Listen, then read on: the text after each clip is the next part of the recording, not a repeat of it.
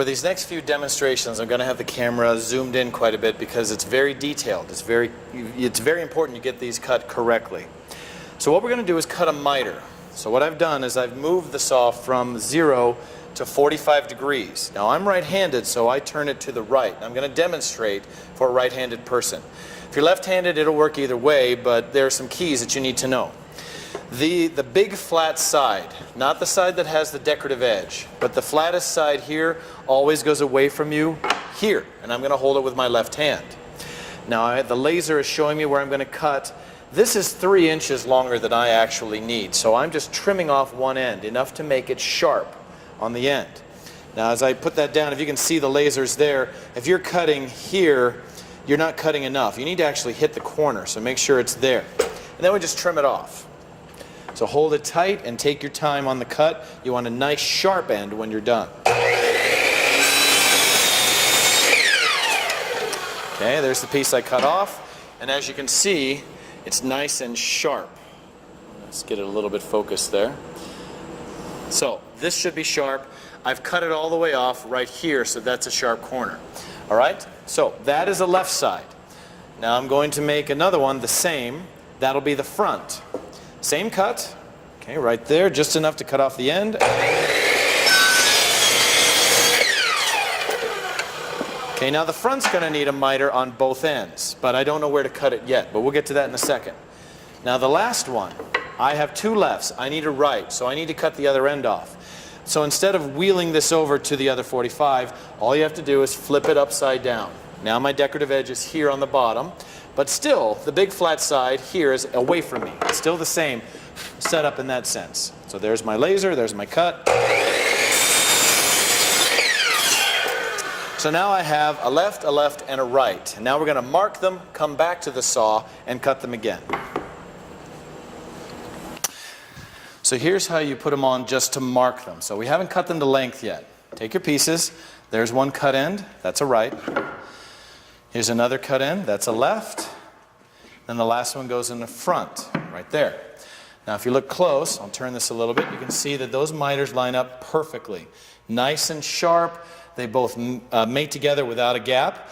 Put them together perfect and hold them together. Take a nice sharp pencil and you're going to reach in the back.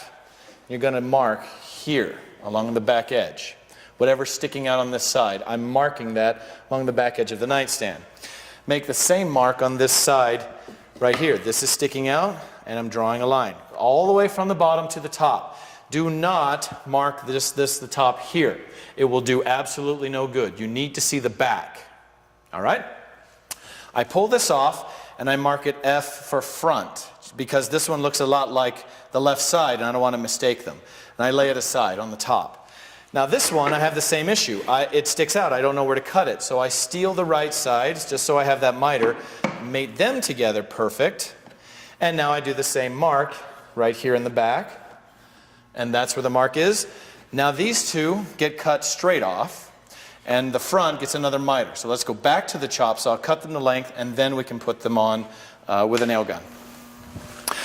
I moved the saw back to 0, and then I zoomed in even a little bit further so you can see the lines. There's my line. Now I need to cut on this side of the line. I don't want to shorten it any, the width of the blade. You can see my laser right there. It lines up right there, and that's where the cut needs to be so it doesn't stick out the back. Cut it straight off. Then you can repeat on the other side. There's the other one. Get that laser line perfect and cut. So these two are done. Get rid of that. Now I need to move it back to 45 where it was before, to the right. Now, here's my front. That's the F that I put on so I don't mistake it for something else. It's got to be cut like this. The big flat side goes away from me, but I can't see my line.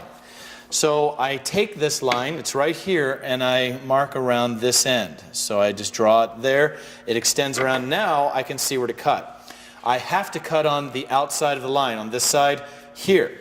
Put both lasers on the outside of that line right there and cut. The idea is that I barely have the pencil line right there. You can just see the pencil line and everything else is cut off. So I didn't cut the pencil line off completely. There's still a little bit there. That's going to be a perfect fit every time. Now let's take it back and cut the decorative part for the front. Now that your miters are done, take a moment and make sure they fit your nightstand correctly. There's my front and my two sides. Put them on nice and tight. Make sure that everything is nice and tight. Okay, the corners look good. Everything is on correctly. I don't see any gaps. Now I could attach this with glue and nails, but I wanted to give everybody the experience to put a design on their front piece. Now the design can only go on the front because it's the only one that has this opening here. The sides do not. It would look funny if we tried. So you take your front, flip it upside down. Okay? Now I'm going to choose this medium one for my nightstand, though I will demonstrate all of them in this demonstration. So you take it and put it on. This is the base. This is the base.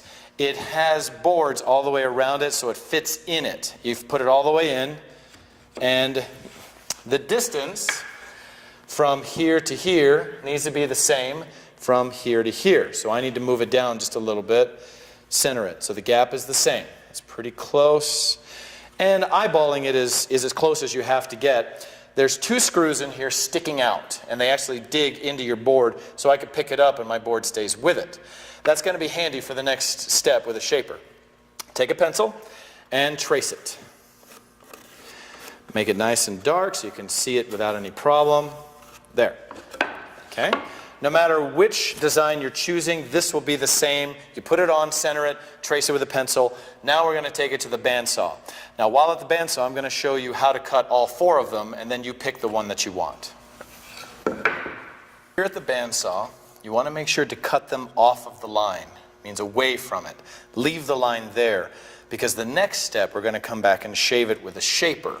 Okay, we don't even have to take time to sand it because it does a good enough job. So your job here, cut away from the line. I'd rather have it a little too far away than too close. Now normally, this will be down about right here, so my little finger can't get under. For the demonstration of the video, I'm going to have it up just a little bit, but I want to make sure you understand that normally it's low. So here's how you cut. Stay away from the line and aim in the direction of that line and turn while you push. On this one, go ahead and cut all the way out and throw that away, and then make another cut.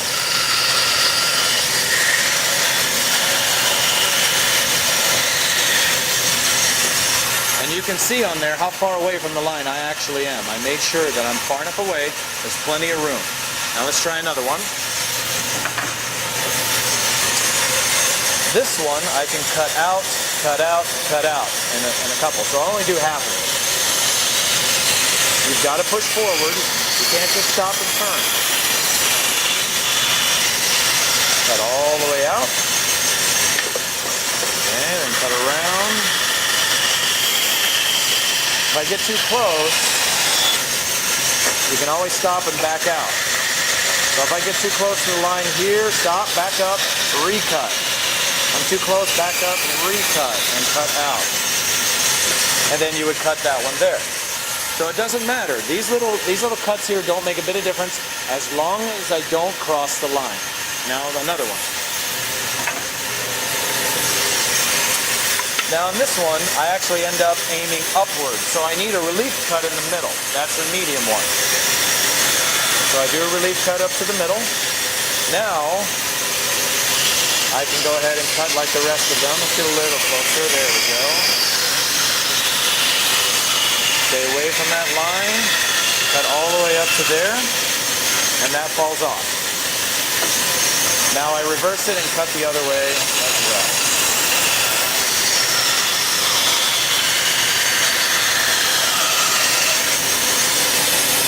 Okay, now the last one, this is the one that I'm going to have on my nightstand. This is cut out, cut out, cut out. So,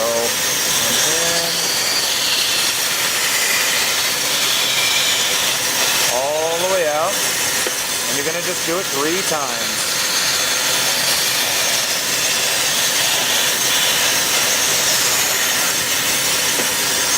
And then one more.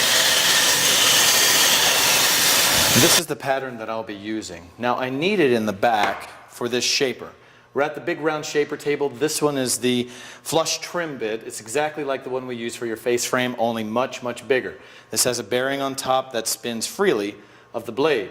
So the pattern will ride along this ball bearing, and anything sticking over it, which is the part that I left from the bandsaw, will be cut off. So I put this back on the way that I had it before. Turn it upside down, put the pattern back on it. Those holes should line right back up again. Press down and it should hold it on. All right?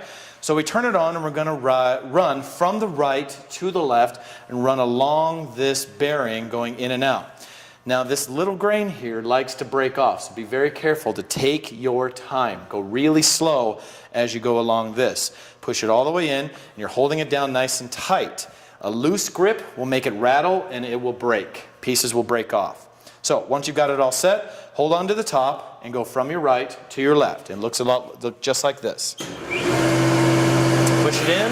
That bearing has stopped moving. Now go across. Really slow along that tip. Then dig back in. Really slow along that tip again. And then last part. Really slow coming out. Okay? When you're finished, I don't even need to sand that because it's so nice. I did have a tiny bit of tear out there, but not enough to be a problem. This little bit of tear out, you won't even see it. But right here, there's a little bit of a burn. Again, that doesn't make a difference because I won't see it. It's going to be sitting like this and you won't see it looking downward. So take your time. Whenever that blade hits part of the grain that it could tear out, go really slow. It's better to have a burn in this case than to go too fast and have it break off.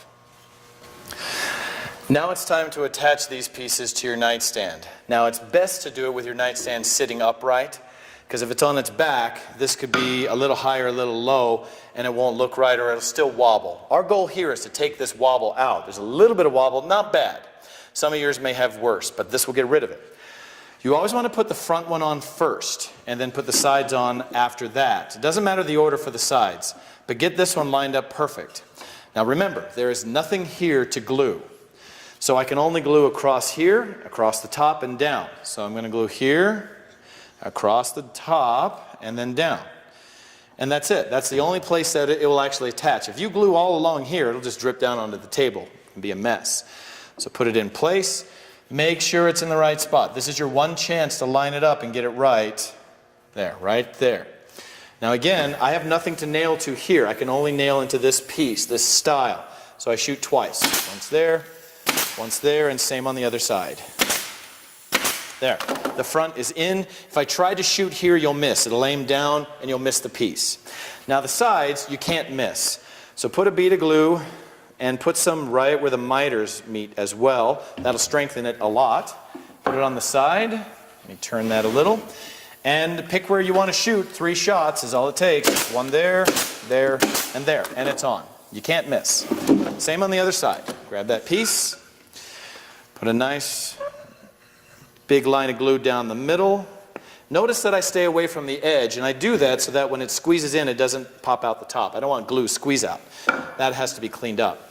Nice and tight. All the joints look good, and 3 shots.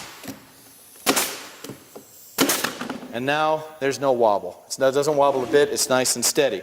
Now go back and putty your holes. Don't skip this part. So we open up our putty. Grab the knife, which is still sitting over there, and get everything puttied. Now, if you want to put it on its back, you can. That is perfectly fine. Putty there and there, and then do the sides.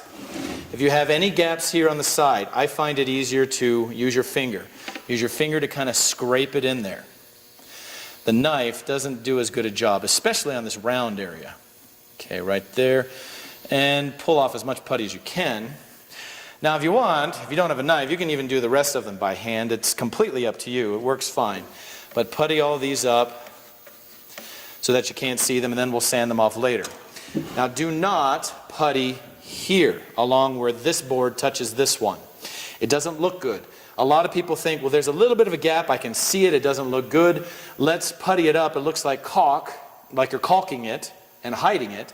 But it actually brings more attention to it. The problem with puttying here isn't necessarily putting it in, it's taking it out. I can't sand sideways across this grain. I go with the grain here, but here it doesn't work. You got to sand upward, and it's really hard. Don't putty here where this board touches that. It won't look good. It just doesn't turn out right. So get everything puttied, get everything sanded, and then we'll be ready for the next step.